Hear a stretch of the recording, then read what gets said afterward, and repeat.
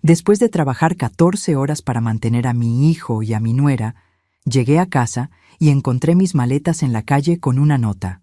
Compramos un perro, duerme en el garaje si quieres quedarte. Yo sonreí. Ya lo esperaba. Antes de irme, le dije una frase que hizo desmayar a la bruja. Me alegra tenerte aquí. Sigue mi historia hasta el final y comenta desde qué ciudad me estás viendo. Así podré ver hasta dónde ha llegado mi historia. Mis piernas temblaron cuando vi las maletas en la acera. 3 maletas desgastadas que contenían toda mi vida, tiradas como basura frente a la casa que yo había pagado durante 15 años. El sol de agosto golpeaba despiadadamente el asfalto y yo llevaba 14 horas trabajando sin parar entre la fábrica textil y mi turno de limpieza nocturna en las oficinas del centro. Tenía 63 años y mi cuerpo ya no resistía como antes, pero seguía arrastrándome cada día porque Diego y Catalina necesitaban que alguien pagara las cuentas. Mi hijo de 35 años llevaba 2 años desempleado y mi nuera se había dedicado a remodelar la casa con mi dinero mientras yo trabajaba hasta quedarme sin fuerzas. Caminé hacia las maletas con el corazón latiéndome tan fuerte que pensé que se me iba a salir del pecho. Había un papel doblado encima de la maleta más grande. Lo tomé con manos temblorosas y leí las palabras que se clavaron en mi alma como puñales. Alicia, compramos un perro. No hay espacio para ti en la casa. Si quieres quedarte, puedes dormir en el garaje. Hay una manta vieja ahí. Catalina. Ni siquiera tuvo la decencia de firmarlo junto con Diego. Era su decisión, su crueldad pura. Cerré los ojos y sentí como si todo el aire hubiera salido de mis pulmones. 14 horas de trabajo, las manos destrozadas por los químicos de limpieza, los pies hinchados, y llegaba a casa para encontrarme con esto. La puerta principal se abrió y apareció Catalina. 26 años, cabello perfecto, uñas recién hechas con el dinero que yo le había dado para gastos personales la semana anterior. Me miró como si fuera una molestia, como si mi presencia en la acera de mi propia casa fuera un inconveniente. «¿Ya viste el mensaje?», dijo sin una pizca de emoción en la voz. «El perro necesita espacio. Es un pastor alemán y va a crecer mucho». «Catalina», logré susurrar, «esta es mi casa. Yo pago la hipoteca. Yo pago todos los gastos». Ella se encogió de hombros. «Diego y yo pensamos que ya es hora de que seas más independiente. Tienes 63 años, no 90. Puedes conseguir tu propio lugar». En ese momento salió Diego, mi hijo, el niño al que crié sola después de que su padre muriera cuando él tenía 10 años. El mismo al que le pagué la universidad trabajando 3 empleos. Me miró durante un segundo, y en sus ojos no vi amor ni culpa, solo incomodidad, como si yo fuera un problema que prefería evitar. «Mamá, Catalina tiene razón. Ya no eres nuestra responsabilidad». Esas palabras me partieron en dos. Nuestra responsabilidad. Como si yo hubiera sido una carga y no la mujer que se había sacrificado cada día de su vida para que él pudiera tener un futuro. Me quedé ahí parada, mirando al hombre que había sido mi mundo entero, y me di cuenta de que para él yo no era nada. Catalina sonrió con satisfacción. «Si decides quedarte en el garaje, las reglas son simples. No entres a la casa sin permiso. No uses la cocina durante el día porque el perro va a estar comiendo ahí. Y necesitamos que contribuyas con $300 al mes para los gastos del perro». $300 para dormir en mi propio garaje mientras ellos vivían cómodamente en la casa que yo pagaba. La humillación era tan profunda que sentí náuseas. Pero entonces algo cambió dentro de mí. Una calma extraña se apoderó de mi cuerpo, como si hubiera estado esperando este momento durante mucho tiempo. Sonreí. Por primera vez en meses, sonreí genuinamente. «¿Sabes qué, Catalina?», dije con una voz sorprendentemente tranquila. «Tienes razón. Es hora de que seas más independiente». Ella frunció el ceño, confundida por mi reacción. Me acerqué a ella, lo suficiente para que solo pudiera escucharme. «Hay algo que nunca te dije sobre Diego, algo que descubrí hace 6 meses y que he estado guardando para el momento correcto». Su expresión cambió. Algo en mi tono la puso nerviosa. Diego no es mi hijo biológico, susurré. Lo cambiaron en el hospital cuando nació. Su verdadera familia lo ha estado buscando durante 35 años. Son millonarios, Catalina. Y cuando se enteren de lo que acabas de hacer, de cómo has tratado a la mujer que lo crió con amor, te van a destruir. El color desapareció de su rostro. Sus piernas empezaron a temblar. Su nombre real es Diego Santamaría Vega. Es el único heredero de una fortuna de $50 millones, y yo ya los contacté. Catalina se desplomó. Literalmente cayó al suelo, desmayada, mientras Diego corría hacia ella gritando su nombre sin entender qué había pasado. Yo tomé mis maletas y caminé hacia mi auto, sintiendo por primera vez en años que tenía el control de mi propia vida. Mientras manejaba alejándome de esa casa, los recuerdos me golpearon como olas. Recordé el día que Diego llegó a mi vida, un bebé de apenas 2 días que lloraba sin consuelo en mis brazos. Yo tenía 28 años y acababa de perder a mi primer hijo durante el parto. El dolor era tan intenso que pensé que me moriría de tristeza. La enfermera me trajo a ese bebé pequeño y perfecto y me dijo que había habido una confusión con las pulseras identificadoras. Pero cuando lo miré a los ojos, cuando sentí su manita agarrar mi dedo, supe que no importaba. Era mío. Lo amé desde el primer segundo, con una intensidad que me asustó. Roberto, mi esposo, también se enamoró inmediatamente de Diego. «Es nuestro hijo», me susurró esa primera noche en el hospital. El destino nos lo trajo. Nunca dudamos, nunca cuestionamos. Simplemente amamos a ese niño como si hubiera crecido en mi vientre. Los primeros años fueron hermosos. Diego era un niño inteligente y cariñoso. Roberto trabajaba como mecánico y yo como secretaria en una pequeña empresa. No teníamos mucho dinero, pero éramos felices. Recuerdo las noches cuando Diego tenía pesadillas y se metía entre nosotros en la cama, como Roberto le inventaba historias para que se durmiera. Todo cambió cuando Diego tenía 10 años. Roberto murió en un accidente automovilístico un martes por la mañana. De un momento a otro, me quedé sola con un niño que dependía completamente de mí. El seguro de vida apenas cubrió el funeral y algunas deudas. Me quedé sin nada excepto la responsabilidad de criar a mi hijo. Conseguí un segundo trabajo, limpiando oficinas por las noches. Diego se quedaba con la vecina, la señora Carmen, quien me ayudaba sin cobrarme mucho porque entendía mi situación. Yo trabajaba desde las 7 de la mañana hasta las 6 de la tarde en la oficina. Luego corría a recoger a Diego, le daba de cenar, lo ayudaba con las tareas y a las 9 de la noche salía a limpiar edificios hasta las 3 de la madrugada. Dormía 4 horas si tenía suerte. Mis manos se volvieron ásperas, mi espalda empezó a dolerme constantemente, pero cada vez que veía a Diego sonreír, cada vez que me abrazaba y me decía, «Te amo, mamá», sabía que valía la pena. Él era mi mundo, mi razón de existir. Cuando Diego llegó a la preparatoria, era un estudiante brillante. Quería estudiar ingeniería, pero la universidad era carísima. Conseguí un tercer trabajo los fines de semana, vendiendo productos de limpieza de casa en casa. Caminaba por barrios enteros con mi maleta pesada, tocando puertas, sonriendo aunque me cerraran en la cara, porque cada venta me acercaba más a pagarle los estudios a mi hijo. «Mamá, no tienes que trabajar tanto», me decía Diego cuando me veía llegar exhausta. «Puedo conseguir una beca deportiva o trabajar mientras estudio». «Tú concéntrate en estudiar», le respondía siempre. «Yo me encargo del resto. Vas a ser ingeniero y vas a tener la vida que mereces».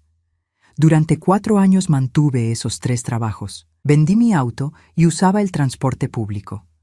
Dejé de comprarme ropa nueva, de ir al dentista, de hacer cualquier cosa para mí. Todo era para Diego. Cada centavo que ganaba se iba en sus libros, su matrícula, sus gastos universitarios. El día que se graduó fue el más feliz de mi vida. Verlo con su toga y birrete, escuchar cuando dijeron su nombre, ver su sonrisa orgullosa cuando me abrazó después de la ceremonia. «Lo logramos, mamá», me susurró al oído. «Gracias por nunca rendirte». Diego consiguió un buen trabajo como ingeniero en una empresa de construcción. Por primera vez en años, pude reducir mis horas de trabajo. Pensé que finalmente podríamos disfrutar tiempo juntos, que él podría cuidarme un poco después de todos mis sacrificios. Estaba equivocada. Catalina apareció en su vida hace 3 años, una mujer hermosa con una sonrisa encantadora y una ambición que me puso nerviosa desde el primer día. Era inteligente, sabía exactamente qué decir y cómo comportarse para conquistar a Diego. Al principio fue sutil, pero yo notaba cómo lo alejaba de mí poco a poco. «Tu mamá te trata como si fueras un niño», le decía. «Ya es hora de que seas independiente». O «Es raro que un hombre de tu edad pase tanto tiempo con su madre. ¿Qué van a pensar tus colegas?». Diego empezó a cancelar nuestras cenas de los domingos. Dejó de llamarme todos los días. Cuando yo lo llamaba, sus respuestas eran cortantes, como si lo estuviera molestando. Catalina siempre tenía una excusa. Estaban ocupados, tenían planes, necesitaban espacio como pareja. Hace 2 años perdió el trabajo. La empresa quebró y dejó a todos los empleados sin indemnización. Diego entró en una depresión profunda y en lugar de acercarse a mí en busca de apoyo, se hundió más en los brazos de Catalina. Ella le llenó la cabeza de sueños imposibles, que abriera su propia empresa, que se tomara un tiempo para encontrarse a sí mismo, que no se conformara con trabajos que estuvieran por debajo de su nivel. Mientras tanto, las cuentas se acumulaban. La hipoteca, los servicios, la comida, los gastos de Catalina, que cada vez eran más extravagantes. Diego me pidió ayuda temporalmente. Aumenté mis horas de trabajo otra vez, tomé turnos extra, me desangré económicamente para mantener su estilo de vida. «Es solo hasta que encontremos algo mejor», me prometía Diego cada mes cuando yo le entregaba el dinero. Pero algo mejor nunca llegaba, y las exigencias de Catalina crecían. Necesitaba dinero para el salón de belleza, para ropa nueva, para salidas con amigas, para remodelar la cocina, para cambiar los muebles de la sala. Yo trabajaba 14 horas al día para mantener a 2 adultos que me trataban como si fuera su empleada. Catalina me hablaba como si fuera una molestia, y Diego simplemente miraba hacia otro lado. El hijo que había criado con tanto amor se había convertido en un extraño que permitía que su esposa me humillara en mi propia casa. La gota que derramó el vaso fue cuando Catalina me prohibió usar el baño principal, porque estaba recién remodelado y yo podía ensuciarlo. Tuve que usar el baño pequeño del cuarto de lavado, como si fuera una sirvienta en mi propia casa. Pero durante todos estos meses de humillación, yo había estado guardando un secreto que descubrí por accidente y que cambiaría todo para siempre. El descubrimiento llegó por casualidad hace 6 meses. Diego había tenido un accidente menor en su bicicleta y necesitaba ir al hospital para que le revisaran una herida en la rodilla. Como Catalina estaba en el salón de belleza, yo lo acompañé. En el hospital, necesitaban actualizar su información médica y le pidieron que confirmara su tipo de sangre. «Tipo O positivo», dijo Diego sin dudar. La enfermera frunció el ceño mirando la pantalla. «Según nuestros registros de cuando nació, usted es AB negativo». «Eso es imposible», respondió Diego. «Mi madre es O positivo y mi padre era O positivo también. Es genéticamente imposible que yo sea AB negativo». La enfermera se encogió de hombros. Los registros hospitalarios de hace 35 años no siempre eran perfectos. Tendríamos que hacer una nueva prueba para estar seguros. En ese momento, algo frío se instaló en mi estómago. Yo sabía mi tipo de sangre perfectamente. Y Roberto también había sido O positivo. Diego tenía razón. Era genéticamente imposible. Pero mantuve la calma. Sonreí y le dije que no se preocupara, que seguramente era un error administrativo. Esa noche no pude dormir. Las palabras de la enfermera resonaban en mi cabeza una y otra vez. Al día siguiente, mientras Diego y Catalina dormían hasta tarde como siempre, fui sola a hacerme exámenes de sangre. También pedí copias de todos los registros hospitalarios del día que nació Diego. Una semana después tenía los resultados. Diego efectivamente era AB negativo. Yo seguía siendo O positivo, la confirmación científica de lo que mi corazón había empezado a sospechar. Diego no era mi hijo biológico. Los registros hospitalarios mostraban el caos de ese día. Había habido una emergencia en la sala de neonatos, un incendio menor que obligó a evacuar a todos los bebés temporalmente. En la confusión, algunas pulseras identificadoras se cayeron o se dañaron. 5 bebés nacieron ese día, y según una nota al margen de una enfermera, hubo posible confusión con las identificaciones que se está investigando. Pero la investigación nunca se completó. Los registros simplemente terminaban ahí, como si hubieran decidido que era mejor no remover el problema. 5 familias se llevaron bebés a casa, y nadie verificó si eran realmente los suyos. Durante semanas viví en un estado de shock silencioso. Cada vez que miraba a Diego, me preguntaba quién era realmente. ¿Dónde estaba mi hijo biológico? ¿Quién tenía el bebé que debería haber crecido conmigo? Pero al mismo tiempo, cuando veía a Diego reír, o cuando recordaba todos nuestros momentos juntos, sabía que él seguía siendo mi hijo en todos los sentidos que importaban. La sangre no definía el amor que le había dado durante 35 años. Decidí que nunca le diría nada. ¿Para qué? Yo era la única madre que había conocido, y él era el único hijo que yo había criado. Pero la curiosidad pudo más que mi prudencia. Empecé a investigar qué había pasado con las otras 4 familias de ese día.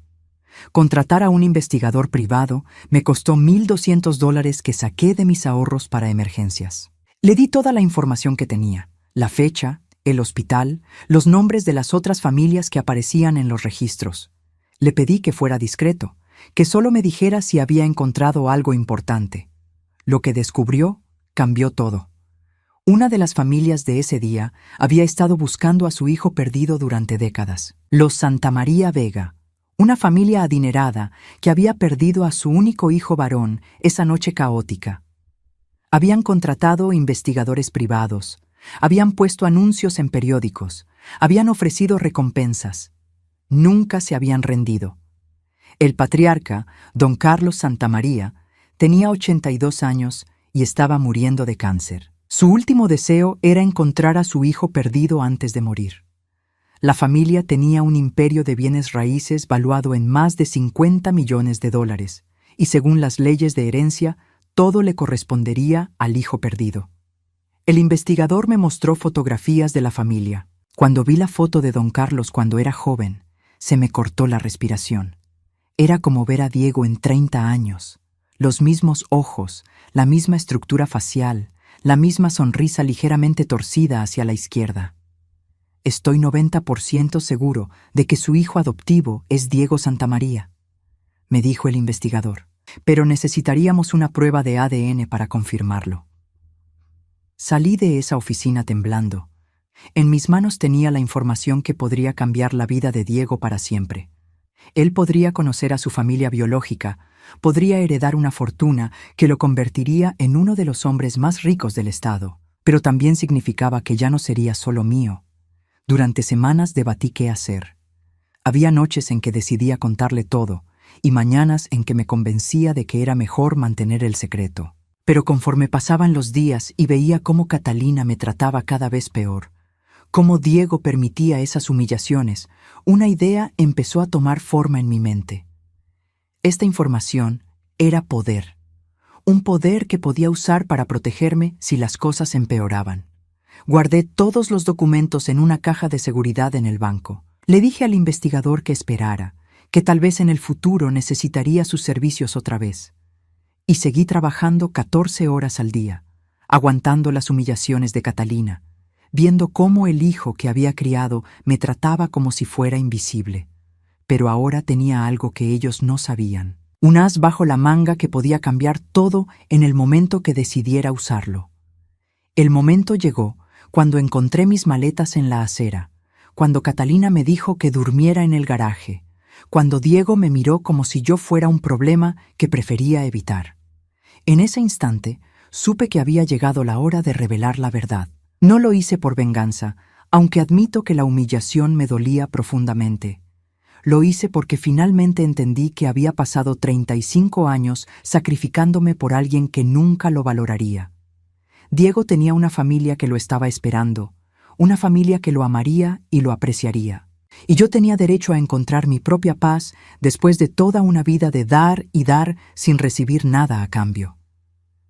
Cuando le susurré la verdad a Catalina y la vi desplomarse en el suelo, sentí algo que no había experimentado en años: control sobre mi propia vida. Ya no era la mujer que aguantaba todo en silencio. Ya no era la madre que se sacrificaba sin límites. Era una mujer que finalmente había decidido ponerle precio a su dignidad, y ese precio era más alto de lo que Diego y Catalina jamás podrían pagar. Después de dejar a Catalina desmayada en el suelo, manejé hasta un pequeño motel en las afueras de la ciudad. La habitación costaba $55 la noche, dinero que no podía permitirme gastar por mucho tiempo, pero necesitaba un lugar tranquilo para pensar y planear mis siguientes pasos. Me senté en la cama dura mirando mi teléfono. Tenía 17 llamadas perdidas de Diego y 4 mensajes de texto cada vez más desesperados. «Mamá, ¿qué le dijiste a Catalina? Está histérica. Por favor, contesta el teléfono. Catalina no para de llorar y no me dice qué pasó. Mamá, sea lo que sea que esté pasando, podemos solucionarlo. Ven a casa». «¿Dónde estás? Estoy preocupado». Apagué el teléfono. No estaba lista para hablar con él todavía. Primero necesitaba contactar a los Santamaría y prepararme para lo que venía. Esta no era una decisión que había tomado a la ligera, y ahora que había comenzado el proceso, tenía que llevarlo hasta el final de la manera correcta. Al día siguiente llamé al investigador privado. «Señora Herrera, qué bueno escucharla. ¿Ha decidido proceder con el caso Santamaría?» «Sí», dije con voz firme. «Quiero que contacte a la familia. Dígales que he encontrado a su hijo». «¿Está completamente segura? Una vez que abramos esta puerta, no hay vuelta atrás». «Estoy segura, pero quiero hacerlo de la manera correcta. No quiero que piensen que estoy tratando de aprovecharme de la situación». El investigador quedó en contactar a don Carlos Santamaría esa misma tarde. Mientras tanto, yo tenía que lidiar con mi propia situación. Revisar mis finanzas me deprimió profundamente. Tenía $2,300 en mi cuenta de ahorros después de haber pagado todos los gastos de la casa el mes anterior. Con mi salario actual, podía permitirme un apartamento pequeño, pero tendría que seguir trabajando mis 2 empleos para sobrevivir.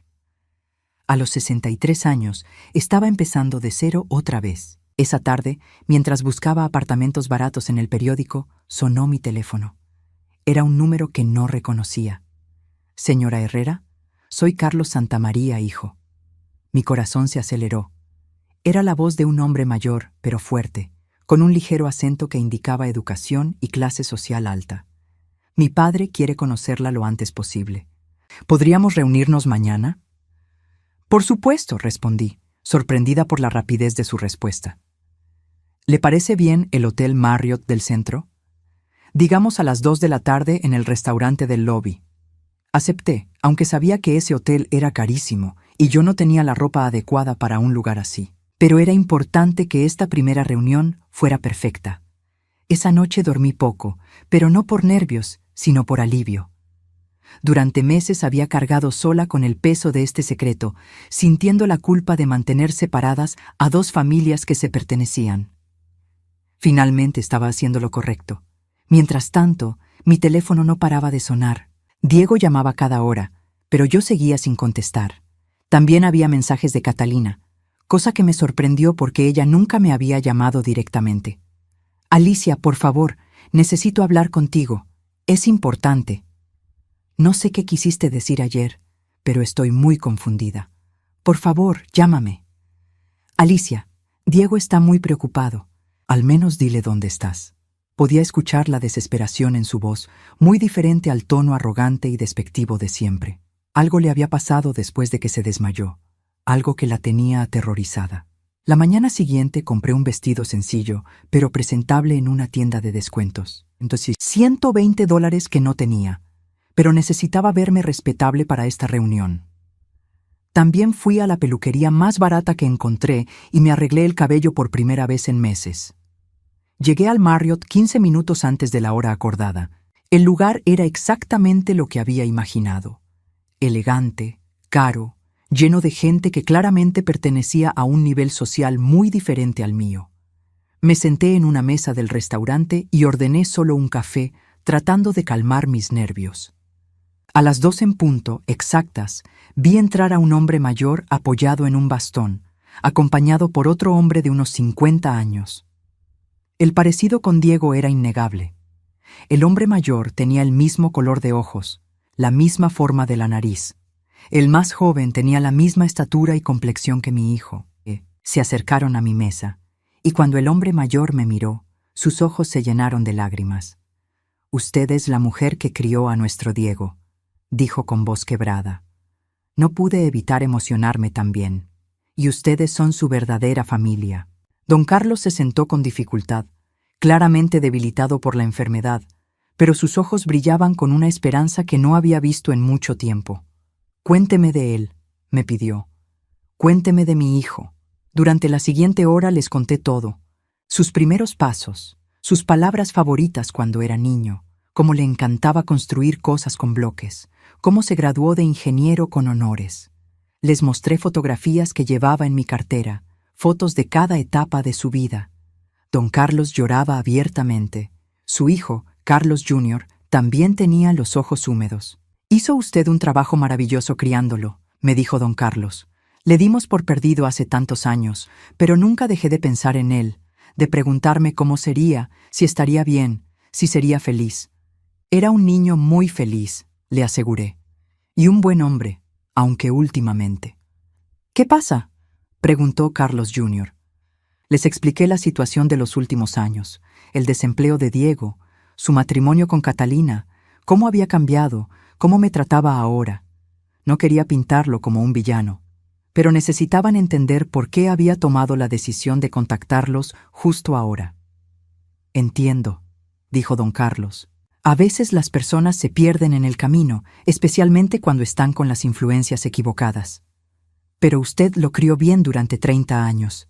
Eso no se borra». Carlos Jr. se inclinó hacia adelante. «Tenemos que hacer esto legalmente, con pruebas de ADN certificadas. Pero si él es realmente nuestro Diego, queremos conocerlo inmediatamente». «Hay algo más que deben saber», dije, respirando profundo. «Diego no sabe nada de esto. Hasta ayer no sabía que no era mi hijo biológico». Los dos hombres se miraron sorprendidos. «¿Cómo reaccionó cuando se lo dijo?», preguntó don Carlos. «No se lo he dicho. Solo le dije a su esposa que había un secreto, pero no los detalles. Quería hablar con ustedes primero, hacer esto de la manera correcta». Don Carlos asintió con aprobación. «Es usted una mujer muy sabia y considerada. Haremos esto paso a paso, con mucho cuidado. Diego ha sido su hijo durante 35 años. Nosotros no queremos quitárselo, solo queremos ser parte de su vida también». Cuando salí de esa reunión, tenía un plan claro. Los Santamaría contactarían a Diego directamente en 3 días para pedirle que se hiciera una prueba de ADN. Le dirían que habían estado buscando a un hijo perdido y que un investigador los había llevado hasta él. No mencionarían mi nombre inicialmente. Mientras tanto, yo tendría tiempo de encontrar un apartamento y establecer mi nueva vida independiente. Porque sin importar cómo resultaran las cosas con Diego y su nueva familia, una cosa estaba clara. Mi tiempo como la mujer que se sacrificaba en silencio había terminado para siempre. Esa noche, finalmente contesté el teléfono cuando Diego llamó. La voz de Diego sonó desesperada cuando finalmente contesté su llamada. «Mamá, ¿dónde estás? He estado llamándote durante 2 días. Catalina está muy rara. No me dice qué fue lo que le dijiste, pero no ha parado de llorar y de hacer preguntas extrañas sobre mi familia, sobre cuando nací. Estoy bien, Diego, estoy en un lugar seguro. Por favor, ven a casa, podemos arreglar esto. Sé que Catalina se pasó con lo del perro y el garaje, hablaré con ella». Su tono era el mismo de siempre, condescendiente, como si yo fuera una niña haciendo un berrinche. Como si el problema fuera que me había pasado con mi reacción y no que ellos me habían humillado de la forma más cruel posible. «Diego, necesito que me escuches muy bien. En los próximos días van a contactarte unas personas. Van a hacerte preguntas sobre tu nacimiento, sobre tu familia. Quiero que seas honesto con ellos. ¿De qué hablas? ¿Qué personas? Ya lo entenderás. Solo. Mantente abierto a lo que te van a decir. Colgué antes de que pudiera hacer más preguntas. Sabía que sonaba críptica, pero necesitaba que la revelación viniera de los Santamaría, no de mí. Sería más impactante, más real. Los siguientes 2 días fueron una tortura silenciosa. Me mudé a un pequeño apartamento amueblado que costaba $800 al mes. No era mucho, pero era limpio y era mío. Por primera vez en 3 años, no tenía que pedirle permiso a nadie para usar la cocina o el baño. El miércoles por la mañana, mientras desayunaba en paz en mi nueva mesa pequeña, sonó mi teléfono. Era Diego, pero su voz sonaba completamente diferente. Mamá, necesito verte, ahora. ¿Qué pasó? Vinieron 2 hombres a la casa. Se apellidan Santamaría. Dicen que yo podría ser su familia.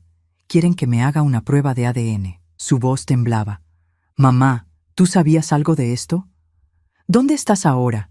En la casa, pero Catalina se fue. Empacó una maleta y se fue sin decir nada. Antes de irse me gritó que todo era mi culpa, que yo había arruinado su vida. No entiendo nada. Dame tu dirección nueva, Diego. Voy para allá. Llegué a la casa 1 hora después. La misma casa donde había vivido durante 15 años, donde había pagado cada mes de hipoteca, donde me habían puesto las maletas en la acera como si fuera basura. Diego me abrió la puerta y por primera vez en años vi miedo real en sus ojos. Mamá, ¿qué está pasando? Entramos a la sala. Estaba exactamente igual que la había dejado, excepto por una cama para perros enorme en el centro, confirmando la cruel excusa que Catalina había usado para echarme. Diego, siéntate. Tengo algo que contarte. Le conté todo. El descubrimiento en el hospital, las pruebas de sangre, la investigación, los Santamaría. Observé su rostro cambiar de confusión a shock, de shock a una incredulidad dolorosa. Entonces, ¿tú no eres mi madre real? Esas palabras me partieron el corazón, pero mantuve la voz firme. He sido tu madre durante 35 años. Te cambié los pañales, te enseñé a caminar, a leer, a andar en bicicleta. Te cuidé cuando estabas enfermo. Trabajé 3 empleos para pagarte la universidad. Soy tu madre en todos los sentidos que importan. Diego se puso de pie y empezó a caminar de un lado al otro, pasándose las manos por el cabello. Pero mi verdadera familia tienen dinero, mucho dinero. Los hombres que vinieron llegaron en un Mercedes que debe costar más que mi salario de 3 años. Sí. Y tú lo sabías desde hace meses. Sí.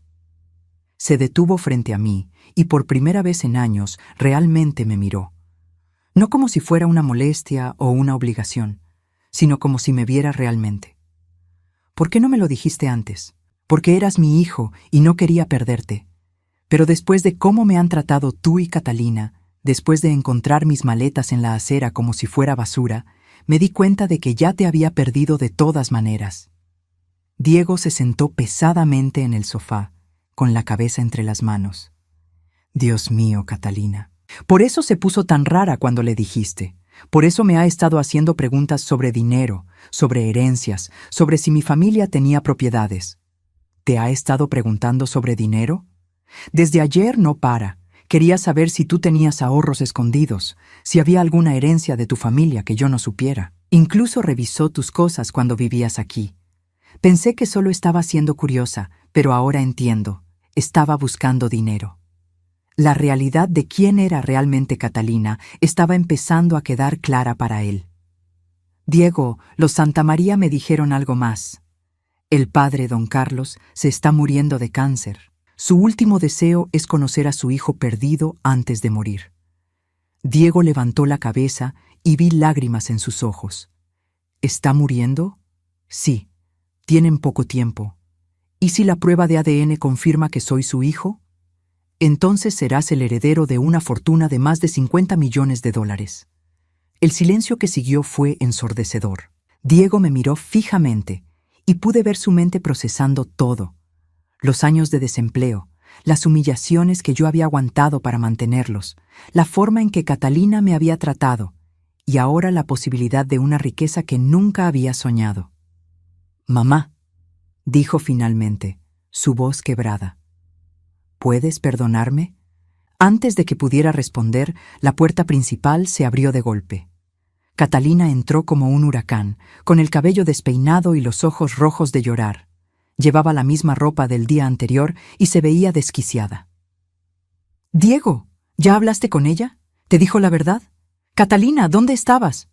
Fui a ver a mi madre, a preguntarle qué sabía sobre adopciones, sobre familias ricas. Se volvió hacia mí con una mirada llena de odio. «Tú lo sabías todo este tiempo. Sabías que Diego era rico y nos dejaste vivir como pobres». «No son pobres», dije calmadamente. «Yo los mantuve durante 2 años trabajando 14 horas al día. Pero podrías habernos dado una vida de lujo. Podrías haber contactado a esa familia hace meses». Diego se puso de pie. «Catalina, para. No sabes lo que estás diciendo. Sé exactamente lo que estoy diciendo. Tu madre nos robó 2 años de la vida que merecíamos. 2 años que podríamos haber pasado conociendo a tu verdadera familia, viviendo en una mansión, teniendo todo lo que siempre quisimos». «Mi verdadera familia», repitió Diego lentamente. «Catalina, ¿me escuchas hablar? Esta mujer», señaló hacia mí, «sacrificó 35 años de su vida por mí. Trabajó hasta matarse para criarme. Y tú me hiciste tratarla como basura. Pero ahora tienes una familia real, Diego, una familia con dinero, con posición social. Ya no necesitas fingir que ella importa». Esas palabras quedaron flotando en el aire como veneno. Vi el momento exacto en que Diego finalmente entendió quién era realmente la mujer con la que se había casado. Su rostro se transformó, de la confusión al disgusto, del disgusto al horror. «Sal de mi casa», dijo con voz peligrosamente baja. «¿Qué? Que salgas de mi casa, ahora. Diego, no puedes hablar en serio. Soy tu esposa. No, eres una mujer que me manipuló para que maltratara a la única persona que me ha amado de verdad en toda mi vida». Catalina me miró con odio puro. «Esto es tu culpa. Tú lo envenenaste contra mí». «No», dije levantándome. «Tú lo hiciste sola». Diego caminó hacia la puerta y la abrió. «Catalina, tienes 5 minutos para tomar tus cosas y salir. Si no lo haces, llamo a la policía. No puedes echarme, soy tu esposa, tengo derechos. Los únicos derechos que tienes son los que yo te dé, y ya no te doy ninguno». Catalina salió gritando amenazas y maldiciones. Cuando la puerta se cerró detrás de ella, Diego se volvió hacia mí. «Mamá, ¿puedes perdonarme? ¿Puedes darme otra oportunidad?» Miré a mi hijo, el niño que había criado, el hombre que se había perdido y que ahora parecía estar encontrándose a sí mismo otra vez. «Siempre habrá una oportunidad para ti, Diego. Pero las cosas van a ser diferentes ahora. 6 meses después, estoy sentada en el jardín de mi nueva casa, una casita pequeña pero hermosa que compré con mis propios ahorros en un barrio tranquilo. Es viernes por la tarde y Diego viene a visitarme, como hace todos los viernes desde que comenzó su proceso de redención. La prueba de ADN confirmó lo que ya sabíamos. Diego es efectivamente Diego Santamaría Vega, el hijo perdido de don Carlos. La reunión entre ellos fue uno de los momentos más emotivos que he presenciado. Ver a don Carlos abrazar al hijo que había perdido hace 35 años, ver a Diego conocer al padre que nunca supo que tuvo, fue algo que me llenó el corazón de una felicidad que no esperaba. Don Carlos murió 3 meses después de conocer a Diego, pero murió en paz. Sus últimas semanas las pasó contándole a su hijo sobre la familia, sobre el negocio, sobre todos los años que habían perdido. Diego heredó no solo la fortuna, sino también una empresa sólida y un legado familiar que le dio el propósito que le había faltado durante años. Pero la riqueza no cambió las reglas que yo establecí. Cuando Diego quiso comprarme una mansión, le dije que no. Cuando quiso darme $1 millón, le dije que no necesitaba su dinero, que necesitaba su respeto.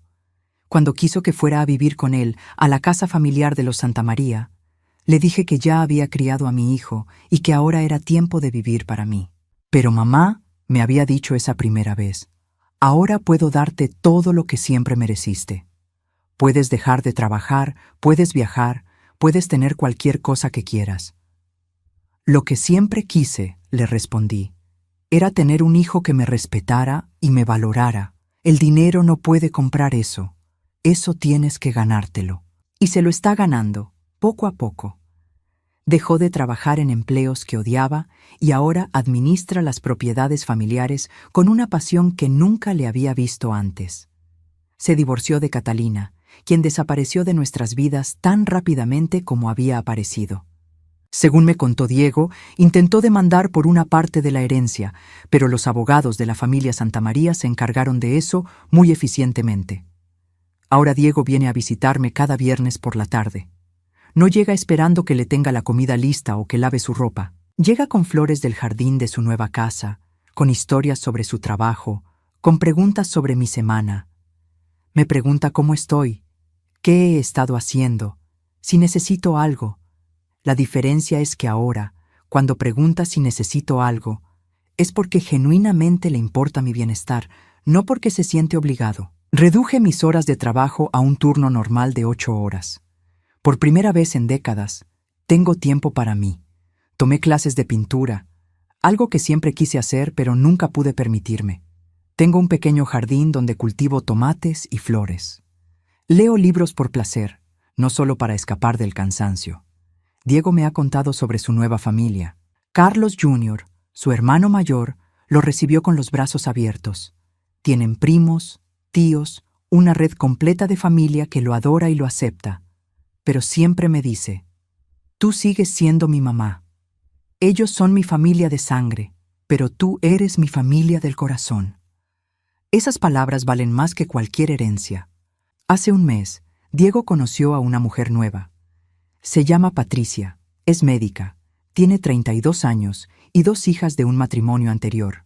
Lo que más me gusta de ella es que la primera vez que vino a conocerme, me trajo flores y me dijo, Diego me ha contado todo lo que usted sacrificó por él. Quiero que sepa que yo lo respeto mucho por eso y que siempre la trataré con el respeto que se merece. Es tan diferente a Catalina que a veces me parece un sueño. Patricia trabaja, mantiene a sus hijas, no depende del dinero de Diego, aunque él insiste en ayudarla con los gastos de las niñas. Ella me incluye en los planes familiares, me pide consejos sobre Diego, me trata como lo que soy, la mujer que lo crió y que merece un lugar de honor en su vida. Las niñas me dicen, abuela Alicia, y vienen a ayudarme en el jardín los sábados. Después de años de sentirme invisible, ahora soy parte de una familia que realmente me valora. Pero lo más importante es que aprendí algo sobre mí misma, que no necesitaba la riqueza de los Santamaría para tener valor. No necesitaba que Diego fuera millonario para merecer respeto. Durante años pensé que mi único valor estaba en lo que podía dar, en cuánto podía sacrificar, en qué tan útil podía ser. Ahora entiendo que mi valor está en quién soy, en los años de amor que di, en la mujer fuerte que fui, incluso cuando me trataban como si no importara. El otro día estaba regando mis tomates cuando sonó el teléfono. Era un número desconocido, pero contesté. ¿Alicia? Soy Catalina. Mi primera reacción fue colgar, pero algo me detuvo. ¿Qué quieres? Quería disculparme contigo. Sé que me porté mal, pero estaba desesperada. El dinero me volvió loca. Catalina, tú no sabías del dinero cuando empezaste a tratarme mal. Me trataste como basura desde el primer día que llegaste a esa casa. Tienes razón, admitió con voz pequeña. Estaba celosa de la relación que tenías con Diego. Pensé que si te alejaba de él, él me querría más a mí. ¿Y funcionó? Un silencio largo. No, me odia, y ahora no tengo nada. Catalina, yo trabajé 14 horas al día durante 2 años para mantenerlos. No porque tuviera que hacerlo, sino porque amaba a mi hijo y quería que fuera feliz. Si hubieras sido amable conmigo, si me hubieras tratado con respeto básico, yo te habría ayudado con cualquier cosa. Lo sé, ahora lo sé. Pero me pusiste las maletas en la acera y me dijiste que durmiera en el garaje. No porque fuera necesario, sino porque disfrutabas humillarme. Sí, lo siento mucho. Tu arrepentimiento no cambia nada, Catalina, pero te deseo buena suerte. Colgué y seguí regando mis plantas. Me sentí extrañamente en paz. No sentía rabia ni deseos de venganza. Solo sentía pena por una mujer que había tenido todo lo que necesitaba para ser feliz y lo había destruido con su propia crueldad. Esta mañana Diego me trajo café y pasteles de una panadería francesa carísima. «Mamá», me dijo mientras desayunábamos en mi pequeña cocina, «he estado pensando mucho sobre todo lo que pasó». «¿Sí? Si tú no hubieras descubierto lo de mi familia biológica, si no hubieras tomado la decisión de contactarlos cuando Catalina me hizo tratarte mal, yo nunca habría conocido a don Carlos antes de que muriera. Nunca habría conocido a mi hermano, nunca habría encontrado mi propósito. El destino tiene formas extrañas de arreglar las cosas. No fue el destino, mamá. Fuiste tú. Pudiste haberte quedado callada, pudiste haber aguantado los maltratos para evitar perderme. Pero tomaste la decisión más difícil de todas. Me dejaste ir para que pudiera encontrar mi verdadero camino. Me tomó la mano por encima de la mesa. Eso es amor verdadero. No el tipo de amor que se aferra y controla, sino el tipo de amor que libera para que la otra persona pueda crecer. Tú siempre fuiste un niño muy inteligente, le dije sonriendo. Lo aprendí de ti. Esa tarde, después de que Diego se fue, me senté en mi jardín con una taza de té y pensé en todo el camino que había recorrido.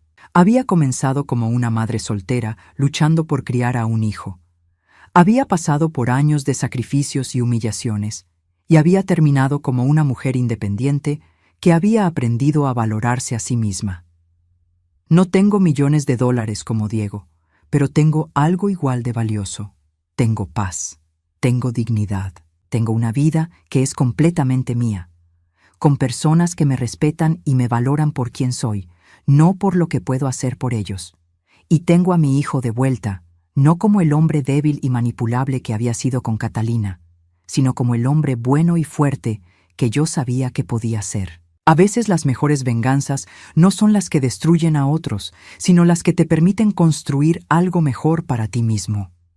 Mi venganza contra Catalina no fue arruinar su vida, sino crear una vida tan buena para mí que su crueldad ya no tiene poder sobre mí. Esa es la clase de justicia que realmente dura para siempre.